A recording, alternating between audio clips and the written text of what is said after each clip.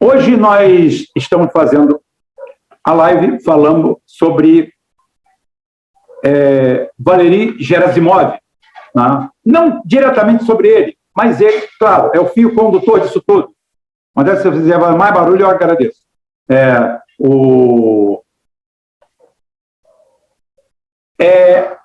A doutrina Gerasimov, ele criou uma doutrina, sim, existe uma doutrina criada pelo Valery Gerasimov, nós vamos falar sobre isso. Tá? Agora, primeiro a gente tem que botar historicamente a necessidade, o pragmatismo. Tá? Primeiro, Valery Gerasimov, tá? Quem ele é? Ele é o chefe de Estado das Forças Armadas Russas. Tem 67 anos, tá? Foi formado na Academia de France, tá?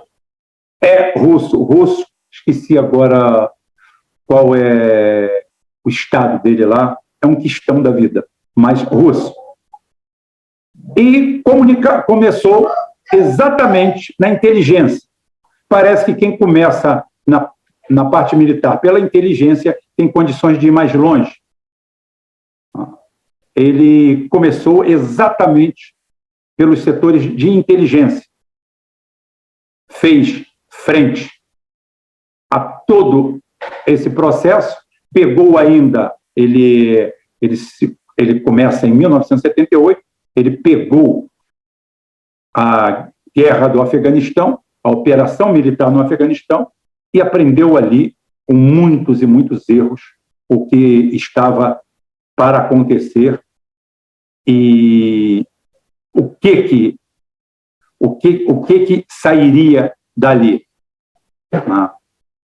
Ele é considerado um intelectual, ele é admirado no mundo inteiro, sim. Gerasimov tá? Até o Zaluzhny é fã dele. Valery Zaluzhny, que não sei se já apareceu ou não, que era o comandante em chefe das Forças Armadas Ucranianas, via nele uma grande figura, um cara ímpar. E Valery Gerasimov traz todo o seu conceito. Todo esse conceito que você está vendo aí faz parte da doutrina Gerasimov, que existe no campo de batalha. Para cada ação militar, existem 4, 5, 6 ações não militares para preencher o processo inteiro. Da onde Valery Gerasimov tirou isso?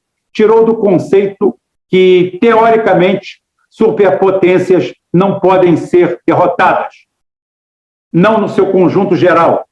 Parece que o Ocidente não consegue enxergar a doutrina Gerasimov. Se o Ocidente conseguisse usar a doutrina Gerasimov,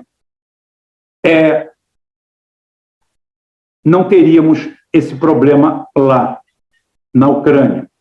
Essa verdadeira máquina de moer carne, essa verdadeira canalice feita por um Estado de joelhos, o Estado americano atacado na ponta mais dolorida, porque quem faz o grande ataque hoje aos Estados Unidos são os parceiros da Rússia, do outro lado, sem se falar, sem se comunicar, só no olho.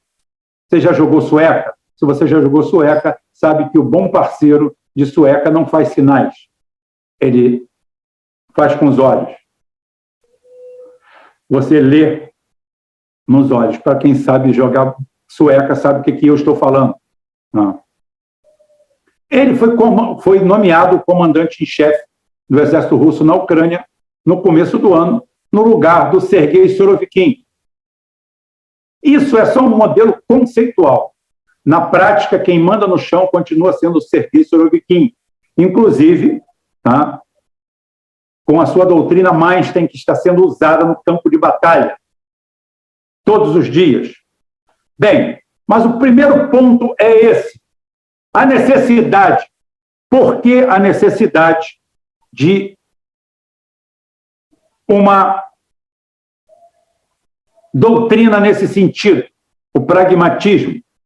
O ponto focal inteligentíssimo da Rússia, que uma superpotência nuclear com capacidade de destruir o planeta não pode ser suplantada única e exclusivamente num campo de batalha simples.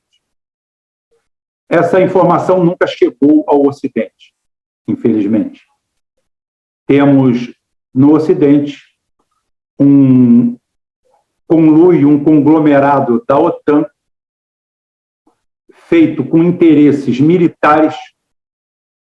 Quando você vê ali no Tucker Carlson aquela situação, aquela denúncia toda daquela situação do que é os Estados Unidos, a indústria sionista da guerra, do aparato militar, que, por falta de desafios nos últimos 30 anos, por quê? A partir de 1991, com a queda do muro,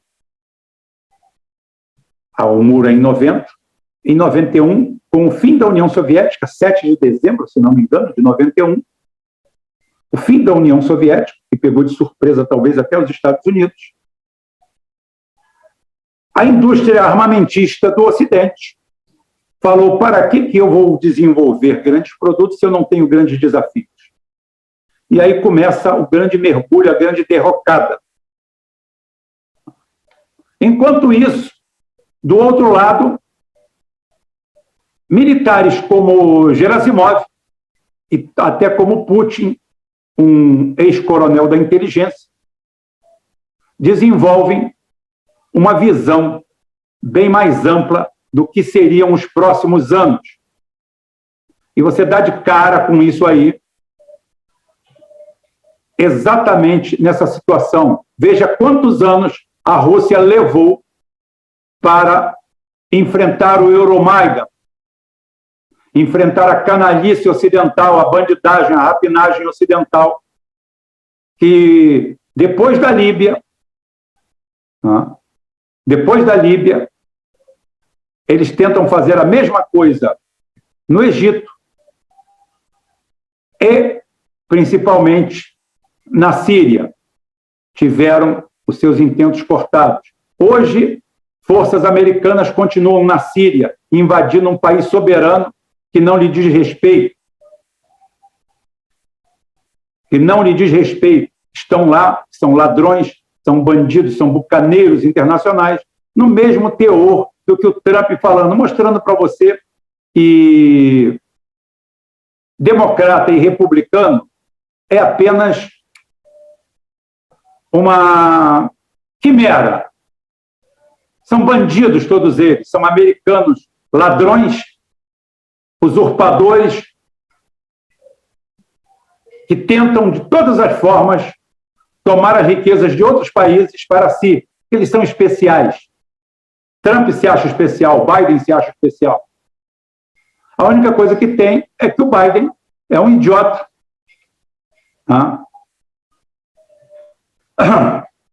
É um idiota. Simplesmente não sabe nem o que está fazendo. Se perde até dentro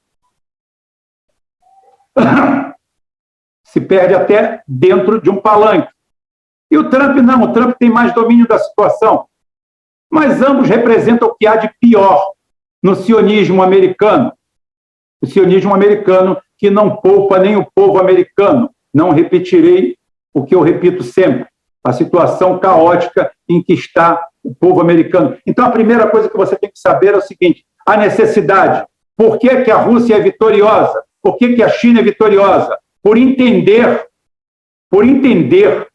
exatamente o momento de saber que não se derrota uma superpotência assim, sem nada, mas a arrogância, a prepotência americana não permite isso. Isso cria a necessidade de você criar certas doutrinas.